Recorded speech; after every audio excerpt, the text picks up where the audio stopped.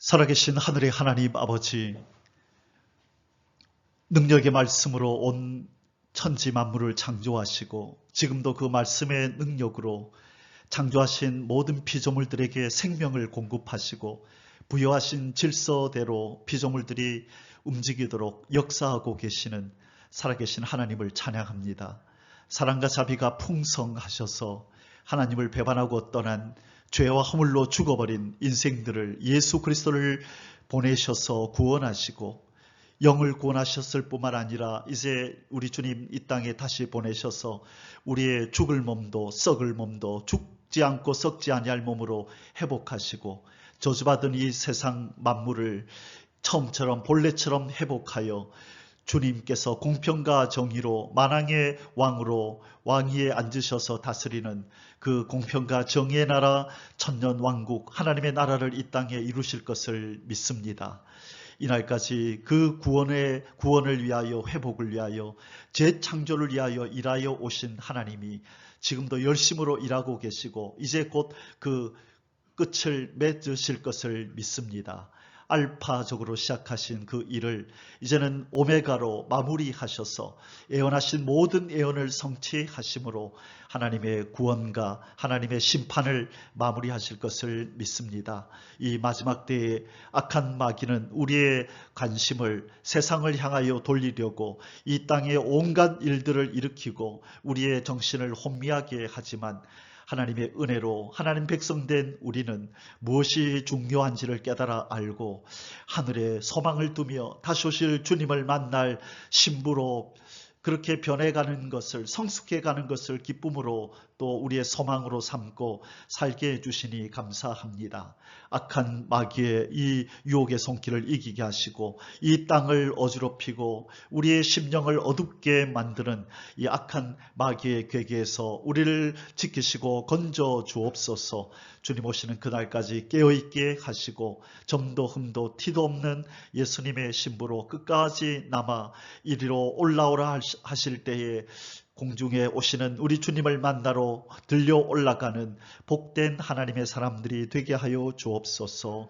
오늘도 말씀과 기도로 통하여 거룩하여진다 하신 그 약속을 믿고 말씀 앞에 또 기도의 자리에 찾아왔사오니 우리를 이끄신 하나님께서 이 시간을 통하여 우리의 영을 새롭게 하여 주시고 세상을 향했던 우리의 욕망과 우리의 욕심들 다 끊어내어 주시고 하늘 백성답게 변화되어지는 이 시간 되게 하여 주옵소서.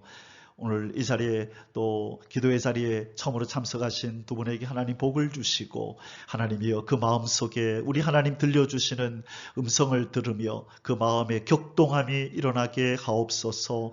오늘 우리의 기도에 응답하여 주실 아버지 앞에 감사와 찬양을 드리며 존귀하신 우리 주 예수 그리스도의 이름으로 기도 올리옵나이다. 아멘. 오늘 우리 하나님의 말씀은 요한계시록 1장 1절과 5장 22절입니다. 오늘 그 하늘의 소리 23번째 시간입니다.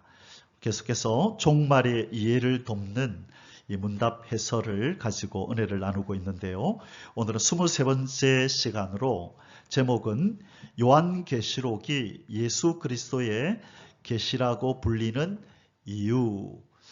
요한계시록을 왜 예수 그리스도의 계시라고 부르는가 하는 내용을 가지고 우리가 하나님 말씀을 깨닫고 또 은혜를 나누는 시간을 가지도록 하겠습니다. 자, 먼저 23문을 함께 읽도록 하겠습니다. 제가 먼저 질문합니다. 사도 요한이 예수 그리스도의 계시라 기록함은 어떤 의미가 있는가? 하나님의 아들 예수 그리스도로 말미암아 장차 이루어질 일들에 대한 확실한 증거가 되며 그가 속히 이루신다는 의지의 표명이다. 아멘. 자, 왜 사도 요한이 요한계시록을 예수 그리스도의 계시라, 이제 좀 이 다음에 우리가 본문을 읽을 텐데 예수 그리스도의 계시라, 이는 하나님이 그에게 주사 반드시 속히 될 일을 그 종들에게 보이시려고 그 천사를 그 종 요한에게 보내어 지시하신 것이라 말씀하는데, 자, 우리가 미리 결론부터 알고 이제 말씀을 하나하나 살펴보겠습니다. 왜 사도 요한은 요한계시록을 예수 그리스도의 계시라라고 표현했다고요? 첫째가 바로 장차 이루어질 일들이, 계시록을 통하여 하나님이, 예수님이 앞으로 이런 일이 이루어질 거다라고 말씀하신 그 일들이 확실하다는 것을 증거하기 위해서, 이것은 어떤 사람이 준 게 아니라 천지의 창조주이신 예수님이 나에게 주셨다. 우리에게 주셨다. 그래서 이 내가 지금부터 너에게 써서 전달하는 이 일은 어떤 사람이 준 것이 아니고, 그냥 어떤 천사가 나에게 일방적으로 준 것이 아니고 예수 그리스도, 그분이 천사를 통하여 나한테 지시하시고 보여준 것이다. 그러므로 이것은 첫째로 확실하다. 이것을 나타나기 위해서 예수 그리스도의 계시라 했다는 것입니다. 자, 뭐 때문에 그렇게 불렀다고요? 이 요한계시록의 내용은 확실하게 이루어진다. 진짜다. 거짓말이 아니다. 그래서 신약 성경에 보면 예수 그리스도에 대하여는 예만 되고 아니라 함이 없다, 이런 표현이 나와요. 예수 그리스도는 진실로 진실로 내가 너희에게 이르노니 한 말씀은 이루어지나요? 안 이루어지나요? 이루어져요. 특별히 예수님이 진실로 속히 오리라 앞에다가 진실로라고 하는 아멘을 붙이면 그게 아멘이에요. 우리가 예수님이 진실로 진실로, 이 말은 아멘 아멘, 진짜로 그리 된다, 그러하다 라는 말을 붙이면 이것은 분명히 확실한 증거가 된다는 거예요. 그래서 사도 요한은 요한계시록을 예수 그리스도, 아멘이 되시는 진실하신 예수 그리스도의 계시라 그랬던 거예요. 자, 그 다음에 두 번째로 그가 속히 이루신다. 왜요? 예수님의 별명이 뭐예요? 알파와 오메가죠. 그러면 이 계시를 주신 이 알파이신 예수님이 이 계시를 주셨기 때문에 오메가적으로 반드시 이루신다는 것을 보여주기 위해서 사도 요한은 요한계시록을 예수 그리스도의 계시라라고 말했다는 것입니다. 두 가지 이유가 뭐라고요? 첫째로 이 내용은 확실한 내용이다. 진실한 내용이다. 그리고 두 번째로 그것은 반드시 속히 그분이 이루신다. 이것을 보여주기 위함이라는 것입니다. 자, 그러면 오늘 우리 본문 두 군데를 살펴보겠습니다.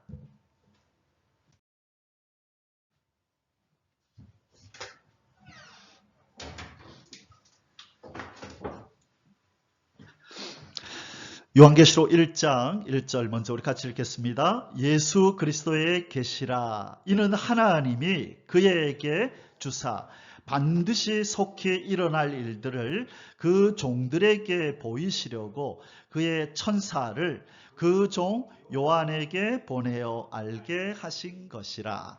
자, 요한계시록을 시작하면서 사도 요한은 이 계시는 바로 예수 그리스도의 계시라, 예수님이 열어서 보여준 것이다 라고 말씀합니다. 자, 그런데 그 뒷절을 보면 이건 예수 그리스도의 계시가 아닌데, 그 최초 그 근원은 어디로부터 내려오기 시작했어요? 이는 하나님이 그에게 주사. 이 그는 누구예요? 예수님이죠. 하나님이 예수님에게 주사 반드시 속히 일어날 일들을 그 종들에게 보이려고, 이게 마지막 수신자예요. 그의 천사를 그 종 요한에게 보내었다. 마지막으로 그 종들에게 보이려고. 그래서 그 종이 다섯 번째가 되는 거예요. 이것을 그림으로 다시 보여드리자면 이렇게 되는 거죠. 자, 첫째, 예수 그리스도의 계시인데 누가 주었다고요? 하나님이 그에게 주사 반드시 속히 이루어질 일을 그 종들에게 보이시려고 그 천사를 그 종 요한에게 보내어 지시하신 것이라. 1번 하나님, 2번 예수 그리스도, 3번 천사, 4번 사도 요한, 5번 이 계시록이 성취될 즈음에 살아있을 그 마지막 수신자들이 바로 우리라는 거예요. 자, 그런데 이 사도 요한을 통해서 그 터키에 살던 7 교회에 에서버두사 빌라, 에베소, 서버나, 버가모, 두아디라, 사데, 빌라델비아, 라오디게아 교회 목회자들한테 먼저 전달되어지고 그것이 전달되어져서 요한계시록의 내용이 성취되는 이 마지막 때, 오늘 우리의 세대에 사는 이 종들에게, 저와 여러분을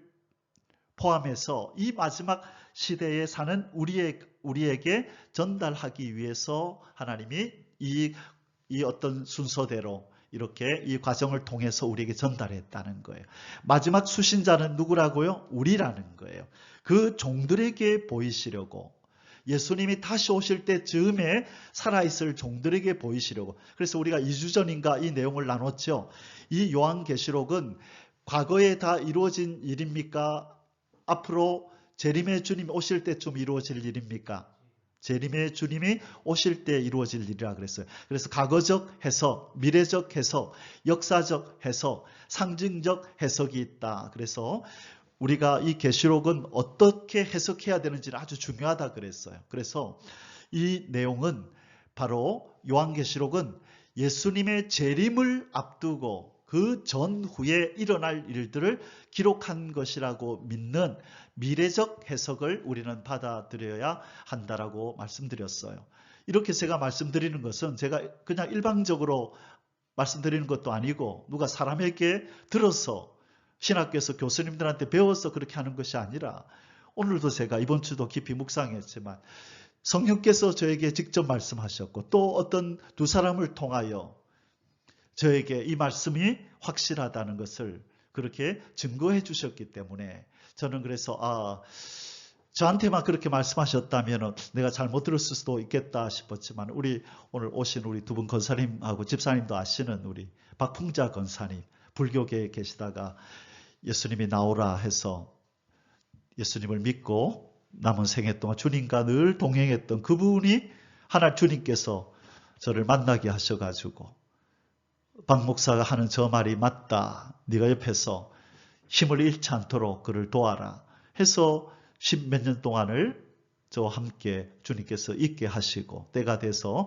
이제 하나님 데리고 가셨죠. 그리고 그 전에 98년도에 김일석이라는 형제를, 그래서 제가 오늘 그래 감동이 와서 조만간에 사진을 한번 찾아볼까 싶어요. 97, 8년도에 청년들 사역할 때 아마 찍었던 사진이 있을 텐데 그때 아마 같이 찍었을 것 같아서 한번 찾아봐야 되겠다는 마음을 가졌는데 느닷없이 안산에서 부산에 있는 저를 찾아와서 주님이 환상으로 이 교회와 전도사님을 보여줬습니다. 가서 만나라고, 요한계시록을 가르쳐 달라 하라고. 그러면서 주님이 저를 뭐라고 소개하던 말을 알려주는 거예요. 주님께서 전도사님은 몸은 땅에 있지만 영이 하늘에 있는 사람이래요. 이 사람을 찾아가서 계시록을 가르쳐 달라 해라. 그래서 안산에서부터 이 젊은 청년이 부산의 사직동 교회라는 곳을 찾아와서 박종규라는 분이 누구냐고 찾아온 거예요. 그래서 저도 참 놀라운 일이다. 근데 잊지 못할 일이죠. 그래서 주님께서 나에게 알려주신 이 계시록, 이 해석하는 것이 맞구나라는 것을 이 여러 가지 사건들을 통하여 저는 확신하는 거죠. 그리고 그때 성령께서 3일 동안 역사하시면서 내가 너에게 이루어질 말씀을 주었으니 담대히 전하라 라고 확정을 주셔서 계시록을 제가 미래적으로 해석하면서 알려드리는 거예요. 그래서 저는 누가 뭐래도 저는 이 말씀대로 이루어질 것을 믿고, 옛날에 어느 대통령 선거 때 미국에서 어느 대통령이 그랬는지 갑자기 생각이 안 났는데 바보야, 문제는 경제야 라고 했던, 혹시 기억나십니까? 어느 대통령이 그랬는지? 대통령 선거를 하면서 바보야, 문제는 경제야. 그래서 경제를 강조했던 그 대통령이, 그 양반이 대통령이 되었던, 갑자기 그 대통령 이름을 제가 찾아봐야 되는데 찾지를 못했어요. 마찬가지로 여러분, 왜 이런 얘기를 하냐면 오늘날 주님은 이 세상을 향하여 바보야, 중요한 것은 영생이야. 이 땅에서 잘 먹고 잘 사는 거, 권력을 쟁탈하는 거, 그게 중요한 게 아니라 이 바보 같은 인생들아, 너희들에게 중요한 것은 영생이야. 생명이야. 예수 그리스도를 모시고 사느냐 안 사느냐가 중요한 거야. 그렇지 않으면 이 땅에서 많은 물질을 가지고 권력과 명예를 가지고 학위를 가지고 사는 거 그거 중요한 것 아니다라고 창조주는 그렇게 말씀하는 거예요. 여기 요한계시록의 내용 속에서도 주님은 그 얘기를 하는 거예요. 내가 장차 이 땅에 온다. 진실로 속히 온다. 각자 행한 대로 내가 상급을 줄 거다. 그리스도 안에서 하늘나라를 위하여 수고하고 애쓴 자들은 생명의 부활로 일어날 것이고, 그러나 예수 그리스도를 믿지 않는 인생들은 심판의 부활로 일어날 거다.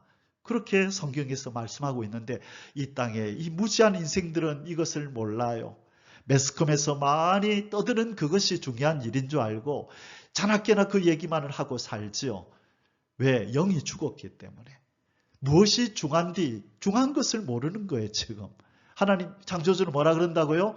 바보야, 문제는 영생이야.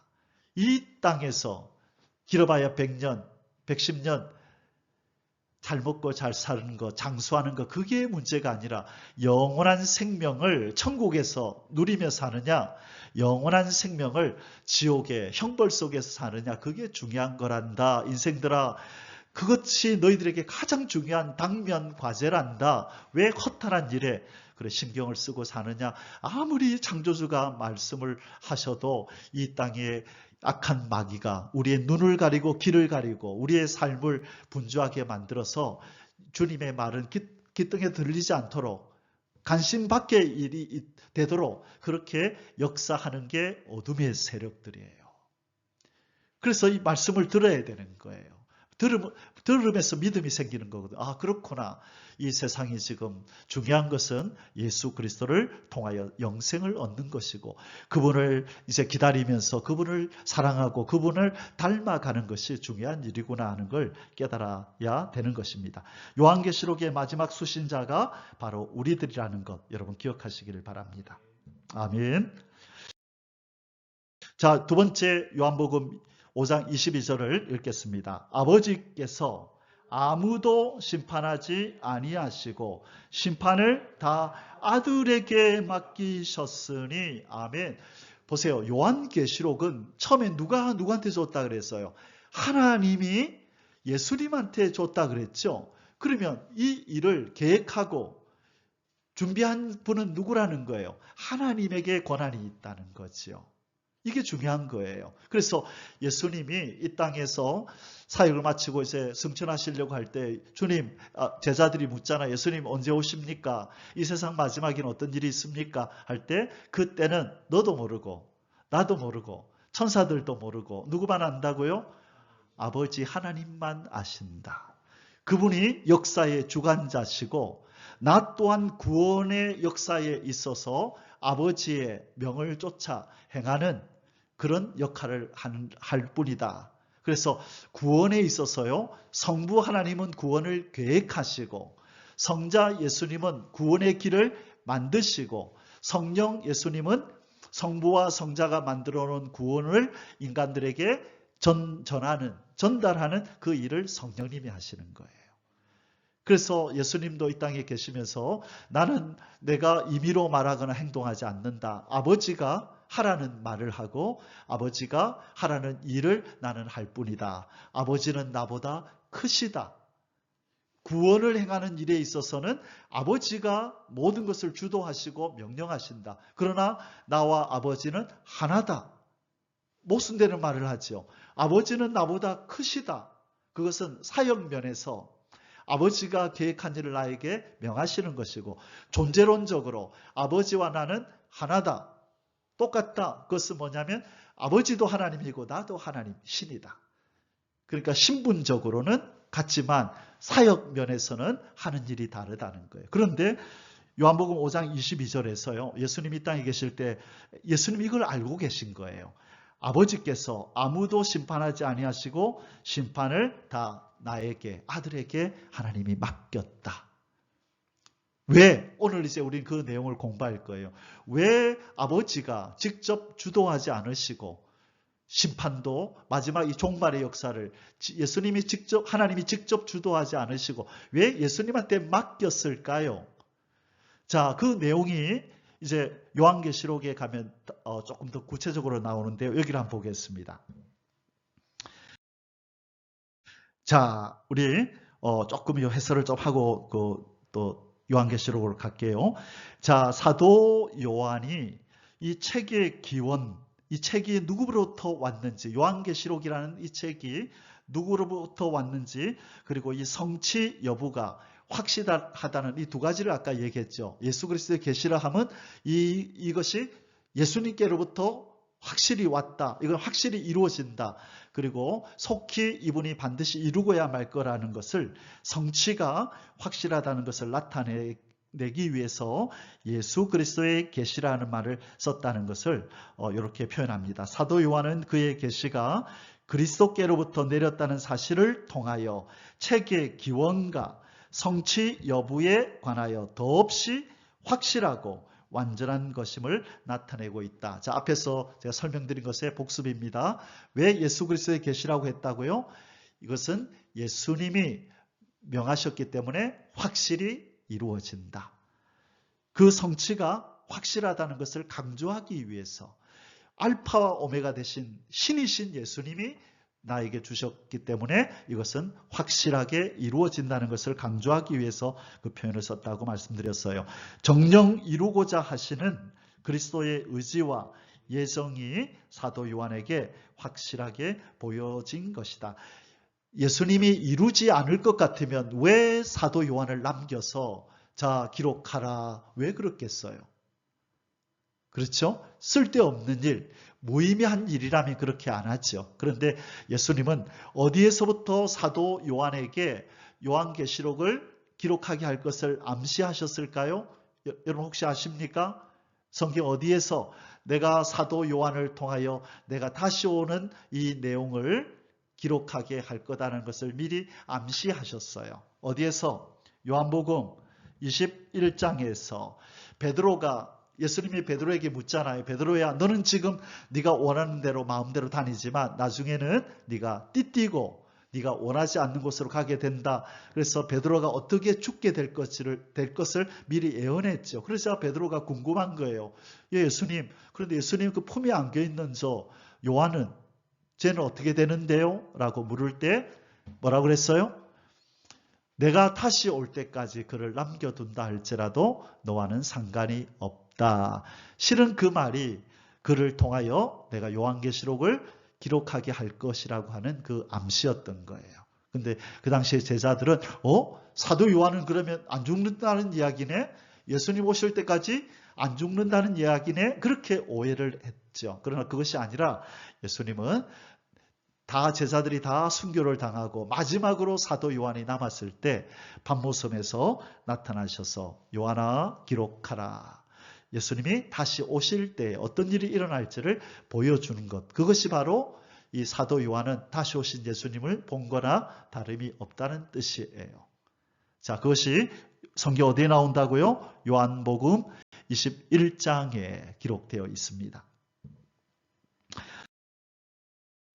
영광과 심판의 주, 만왕의 왕, 만주의 주로 그 모습이 드러난 것 또한 그가 속히 임하여 이와 같이 역사할 것을 보인 것이다. 여러분, 오늘날 교회가 놓치고 있는 부분이 이 부분이에요. 오늘날은 시대가 전환되었음에도 불구하고 자꾸 십자가에 달린 그 초림의 주님만을, 그 사랑과 용서의 주님만을 생각하면서 죄짓고 회개하고 죄짓고 회개하면 언제든지 용서해 주시는 주님을 섬기고 있는 거예요. 우리는 그 단계를 넘어서 이제 어디로 가야 된다고요? 재림의 주님을 무엇으로 임하시는 영광과 심판의 주로 흠도 점도 티도 없이 거룩하게 우리의 신랑으로 오실 예수님을 맞이할 신부의 준비를 하며 살아야 되는데, 여전히 초림의 주님, 십자가에서 나의 죄를 위해서 죽으신 그 주님, 죄인의 친구였던 예수님만 생각하면 내 삶도 그냥 죄를 대수롭지 않게 져도 그냥 교회 가서 회개하면 용서해 주시는데, 그렇게 되면 성숙이 없어요. 그러나 재림의 주님을 바라보면서 내가 거룩하니 너희도 거룩하라, 점도 흠도 티도 없이 그리스도 예수 앞에서 평강 가운데 나타나기를 힘쓰라는 말씀을 받을 때는 내가 정말로 깨어 있어야 되겠구나. 거룩하게 살아야 되겠구나. 그 말씀 때문에 내 자신이 각성이 일어나고 바로 살아야 되겠다고 결단이 일어나죠. 그러나 이 말씀을 듣지 못하고 재림의 주님에 대한 말씀을 묵상하지 않을 때 우리는 천국 티켓 땄다는 그 안도감에서 이제는 세상도 누리고 어차피 천국 갈 티켓 땄으니까 이 세상에서 내가 사는 동안만이라도 이것저것 누리며 살자. 어차피 티켓은 땄는데 그런 아주 안일한 신앙생활을 하게 돼 있는 거예요. 그래서 예수님께서 이 요한계시록을 통하여 이 말세에 살아있는 성도들에게 깨어있으라고, 앞으로 이 세상에 어떤 심판이 다가오고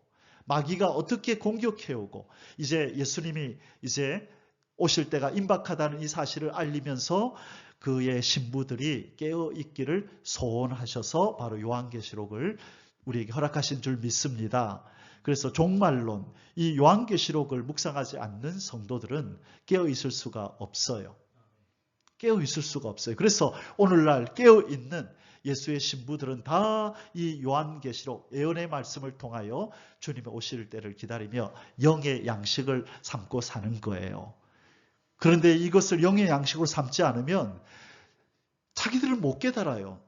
그냥 이 모습 이대로 예수님을 만날 것이라고 생각하죠. 아니요. 양식을 바로 먹지 못하면 그 영이 건강해질 수가 없어요. 예수의 신부다운 모습으로 우리가 변해갈 수가 없어요. 그게 하나님 말씀의 비밀이에요. 그래서 예수님 뭐라 그랬어요? 때를 따라 양식을 나눠주는 종이 복이 있다 그랬죠. 때를 따라. 율법의 시대는 율법의 말씀을, 은혜 시대는 은혜 시대의 말씀을, 환난, 재림의 주님이 오실 때가 임박할 때는 그분을 기다리라고, 죄에서 떠나고 환난을 면하라고 이것을 외쳐야 되는 거예요. 그 말을 또 들어야 되는 것입니다. 아멘. 자, 예수님이 왜 하나님이 심판을 예수님에게 맡기셨을까? 우리가 두 부분만 살펴보고 말씀을 마치겠습니다. 첫째로 왜 예수 그리스도의 계시라고 부르느냐? 왜 하나님이 계획하신 일을 아들아 네가 이 일을 주도하라 라면서 왜 그분에게 맡기시느냐? 첫째, 예수님은 아들로 충성하신 분이기 때문에 그래요. 아버지가 맡겼던 일을 충성하셨다는 거예요. 아들아, 인간의 몸을 입고 내려가서 내 사랑하는 저 인생들을 위하여 네가 십자가에서 옷 박혀 죽어야 되겠다. 그럴 때 예수님께서 예 아버지 하면서 순종하고 내려오셨고, 절대로 네가 죄를 범하면 십자가를 질 수 있는 자격이 없다. 네가 죄를 범하면 율법을 어기면 너는 의를 획득할 수가 없다. 인간에게 입혀줄 의의 옷을 만들 수도 없단다. 그래서 너는 두 가지를 해야 된다. 가서 율법을 다 지켜서 의를 획득하고 십자가를 져서 피 흘려 저 내 백성의 죄를 위하여 피를 흘려야 된다. 이 두 가지를 네가 해야 된다. 그게 너의 사명이다는 말씀을 듣고 예수님이 하늘의 영광을 버리고 천하디천한 이 땅에 오셔서 인간의 몸을 입고 인간들에게 자기가 만든 인간들에게 멸시천대를 받으며 고통을 받으며 그렇게 끝까지 참고 승리하셔서 하나님 아버지의 자녀들을 구원하셔서 다시 하나님 품에 안겨드린 줄 믿습니다. 아버지 입장에서 얼마나 아들이 고맙고 기특하고 그러면서도 너무 고통당하는 걸 볼 때 너무 애처로웠겠어요. 이사야서 53장 10절에 보면 하나님께서 아들이 질고 당하기를 원하셨다는 말이 나와요. 아니 어떤 아비가 자기 아들이 고통당하고 죽임을 당하도록 사람들에게 핍박당하도록 내어주는 아비가 어디 있어요? 그런데 이사야 53장 10절에 보면 하나님은 아들이 질고 당하기를 원하사 그를 어린 양으로 세상에 보내었다라고 말씀합니다. 그곳에서 바로 그 구절에서 우리는 하나님의 사랑을 느낄 뿐만 아니라 그 아버지에게 순종하신 아들 되신 예수님의 대하여 우리는 감사하는 마음을 가져야 되는 것입니다. 히브리서에 보면 모세와 예수님을 비교하거든요. 그러면서 뭐라 그러냐면 모세는 장래에 말할 것을 증언하기 위하여 하나님의 온 집에서 종으로 신실하였고 모세는 종으로 충성하였지만 그리스도는 하나님의 집을 맡은 아들로서 그와 같이 하였으니 다시 말해 신실했다, 충성했다 이 말입니다. 자, 그렇기 때문에 하나님은 그 십자가를 지고 인간을 구원하는 일에 충성했던 아들에게 이제 뭐까지 맡긴다고요? 심판하는 일까지도 맡겼다는 거예요. 자, 그 내용이 바로 계시록에 나타납니다. 자, 이 그림을 한번 보십시오. 제가 좋아하는 그림 중에 하나인데 늘 저는 하루에도 수십 번을 이 장면을 늘 머리에 그리며 살아요. 아침에 눈을 뜨면 이 장면을 늘 그려요. 왜? 고등학교 2학년 때 성령께서 보여주셨던, 환상으로 보여주셨던 장면이거든요. 그리고 세월이 많이 지난 후에 이런 이제 그림을 누가 그린 걸 이제 봤는데, 자, 이 가운데 보좌에 쌓인 그 무지개로 둘린 녹보석, 우리의 예수 그리스도가 어린 양으로 계시고 벽옥의 여호와, 녹보석 주 예수, 홍보석 성신님, 여기 하나님과 성령님과 예수 그리스도가 있는데 내생물이 있고 24 장로들이 쭉 둘러 앉아 있고 그 옆에 천군 천사들이 또 있고 하나님 보좌 앞에 순교자들이 하나님 앞에 울부짖는 장면이 나오는데 심판책을 취할 자가 없어서 울고 있을 때, 요한이 울고 있을 때에 장로 중 한 사람이 나와서 울지 마라. 저 심판책을 취할 자가 있는데 바로 어린 양 예수다. 예수 그리스도가 심판책을 취하여 이 땅에 심판을 진행할 거다는 장면이 여기에 나와요. 자, 우리 그 성경 구절을 한번 읽어보겠습니다. 먼저 그림, 이 하늘나라에서 일어났던 일을 요한계시록에서 기록하고 있어요. 자, 요한계시록 5장 1절에서 7절 읽고 이제 우리 마무리하겠습니다.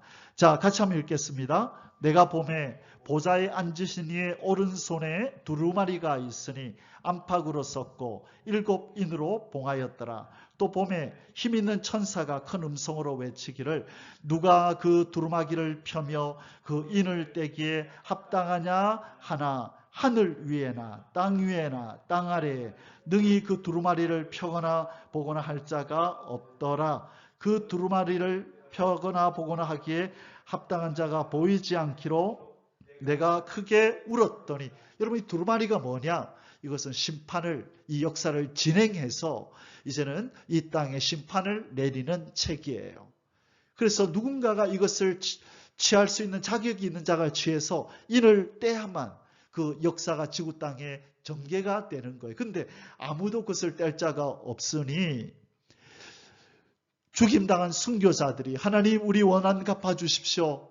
그런데 누군가가 이 권한을 가지고 심판을 진행해야 되는데 아무도 진행할 자가 없어서 요한이 울고 있었던 것입니다. 내가 크게 울었더니, 왜 울었다고요? 펴거나 보거나 하기에 합당한 자가 보이지 않기로 내가 크게 울었더니, 자, 이때 천사가 이렇게 장로 중에 한 분이 이렇게 말합니다. 우리 계속 읽어보겠습니다. 5절, 장로 중에 한 사람이 내게 말하되 울지 말라. 유다의 지파의 사자 다윗의 뿌리가 이겼으니 그 두루마리와 그 7인을 떼시리라 하더라. 여러분, 다윗의 뿌리가 누구예요? 예수 그리스도가 이겼으니, 이때 이겼다는 건 뭐예요? 십자가에서 승리했다 이 말이에요. 아버지가 맡긴 일을 온전히 순종해서 십자가에서 구원의 길을 만드시고 승리했으니 이분이 이제는 이 심판책을 취하여 심판을 진행할 권한이 있으시고 자격이 있으시다. 그러니 울지 마라, 울지 마라 라고 장로 중에 한 사람이 사도 요한을 달래고 있는 장면입니다. 6절, 내가 또 보니 보좌와 네 생물과 장로들 사이에 한 어린 양이 서 있는데 일찍이 죽임을 당한 것 같더라. 어린 양이 누구지요? 예수 그리스도. 그에게 7뿔과 7눈이 있으니 이 눈들은 온 땅에 보내심을 받은 하나님의 7 영이더라. 그 어린 양이 나와서 보좌에 앉으신 이의 오른손에서 두루마리를 취하시니라. 아멘. 자, 보세요.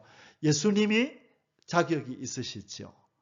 왜 예수님이 아버지로부터 이 심판책을, 이 심판의 권한을 받을 자격이 있다고요? 충성했다는 거예요. 십자가를 지고 구원의 길을 만들라고 하는, 인생을 구원하라고 하는 그 일을 예수님께서 아들로서 충성스럽게 그 일을 완수하셨기 때문에 아버지가 아들아 이제 심판도 네가 진행해, 네가 주도해 라고 심판책을 그 아들에게 맡긴 거예요. 그래서 아까 예수님이 요한복음 5장 22절에서 하나님께서 심판을 다른 이에게 맡기지 않고 아들 나에게 맡겼다. 그 말을 증명이라도 하듯이 이분이 승천하에 올라가니까 하나님이 어린 양 예수님에게 이 두루마리를 건네는 장면이 나온 것입니다. 이때부터 예수님이 인을 떼시고 심판의 역사가 이 땅에 진행되고 있는데 이제 인이 다 떼어지고 나팔이 지금 5개 나팔, 5번째 나팔을 불었어요. 이제 5째 나팔 끝에 재림의 주님이 오시기 때문에 바로 5째 나팔이 말세지말을 나타내는 나팔입니다. 그리고 6째 나팔을 불면 저 중동에서 3차 대전이 터져서 지구의 3분의 1이 죽는 어마어마한 큰 심판이 오게 되고 7째 나팔을 이제는 불게 되면 7 대접재앙이 내려와서 예수님이 땅으로 재림하는 그 나팔이 바로 7 나팔이에요.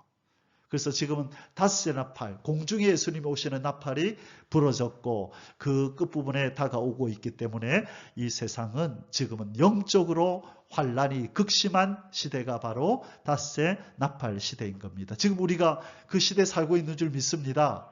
여러분 세상이 어두워지고 하나님을 찾지 않잖아요. 그건 어두워졌다는 거예요. 영적으로 환란이 왔다는 거예요. 정신을 바짝 차려야 돼요.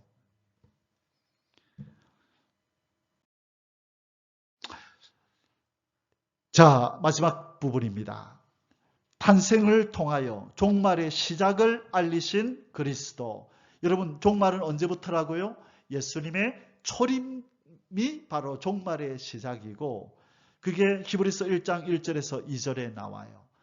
옛적의 선지자들을 통하여 여러 부분과 여러 모양으로 우리 조상들에게 말씀하시는 하나님이 이 모든 날 마지막에는 아들을 통하여 우리에게 말씀하셨으니 보세요. 이 모든 날 마지막 종말이 언제냐? 아들을 통하여 말씀하시는 그때가 바로 종말의 시작인데 두 번째로 요한계시록을 통하여 종말의 끝을 알리심. 계시록 1장 1절이죠. 오늘 본문입니다. 예수 그리스도의 계시라. 이는 하나님이 그에게 주사 반드시 속히 일어날 일들, 종말에, 말세지말에, 세상 끝에 일어날 일들을 보이시려고 그 종들에게 보이시려고 그 천사를 그 종 요한에게 보내어 알게 하신 것이라. 이것이 바로 요한 계시록이고 이 계시록은 어떤 내용을 자세히 보여주고 있는 거예요? 선지서들을 자세히 포함하고 있어요. 요한계시록. 그래서 요한계시록을 잘 배우면 이 안에 다니엘서 또 미가서, 이사야서, 에레미야서 여러 선지자들이 종말에 대하여 예언한 말씀이 자세하게 풀어져서 요한계시록 속에 나타나 있는 것을 보게 됩니다. 자, 여러분 지금은 요한계시록의 예언이 성취되는 때예요. 이 부분을 깨닫는 것이 쉽지 않아요. 자연적인 인간의 이성과 논리로는 예언이 성취되는 때가 되었다는 것을 이해하기가 쉽지 않아요. 하나님의 도움이 필요해요. 하나님은 예언하시고 이루시는 분인데 많은 부분은 초림의 주 때 이미 이루었지요. 처녀가 잉태해 아기를 낳을 거라는 게 이루어졌고 베들레헴에서 태어날 거라는 것도 이루어졌고 낙이 타고 입성할 거라는 것도 이루어지고 십자가에서 죽으실 거라는 것도 이루어지고 3일 만에 부활할 것도 이루어지고 뼈가 꺾이지 않을 것이라는 것도 이루어지고 예수님의 초림에 대한 이야기가 많이 이루어졌는데 무엇이 안 이루어졌다고요? 재림에 대한 얘기가 안 이루어졌죠. 이것은 이루어질까요? 안 이루어질까요? 이것을 믿어야 되는 시대가 오늘날이라는 거예요. 하나님이 못다 이루신 재림의 주님에 대한 이야기가 이루어질 때가 되었다라는 것을 깨닫고, 여러분 우리는 여기에 관심을 가지고 귀를 기울이고 깨어있는 삶을 살아야 될 줄 믿습니다. 아멘. 기도하겠습니다. 창조와 구원의 주님이시며 심판자이신 주 예수님, 어서 오셔서 완전한 구원과 심판을 이루어 주옵소서. 이 땅에 2000년 전에 오심으로 시작한 그 종말의 역사를 다시 오심으로 완성을 하시고 영혼을 구원한 주님의 백성들을 이제 육신, 병들고 죽어가는 육신도 병들지 않고 죽지 않는, 썩지 않는 몸으로 회복하시고, 저주받아 고통과 신음과 탄식 속에 있는 만물들도 이제는 온전히 회복되는 영광의 나라를 이루어 주옵소서. 사랑하는 주님, 우리에게 은혜를 베푸셔서 이 기다림으로 하루하루 살게 하시고, 흠도 점도 티도 없는 예수님의 신부답게 살게 하시고, 무엇보다 주님을 사랑하고 세상 사랑을 버릴 수 있는 은혜를 허락하여 주옵소서. 철저한 신앙 사상으로 살아갈 때 수많은 세상 사람들 뿐만 아니라 가라지처럼, 죽정이처럼 살아가는 많은 주변의 사람들이 우리의 신앙을, 우리의 믿음과 소망을 비웃고 조롱한다 할지라도 끝까지 이 믿음 지키며 오실 주님을 기다리는 신부의 삶을 살게 해 주옵소서. 사랑하는 우리 주 예수님의 이름으로 감사드리며 기도 올려옵나이다. 아멘.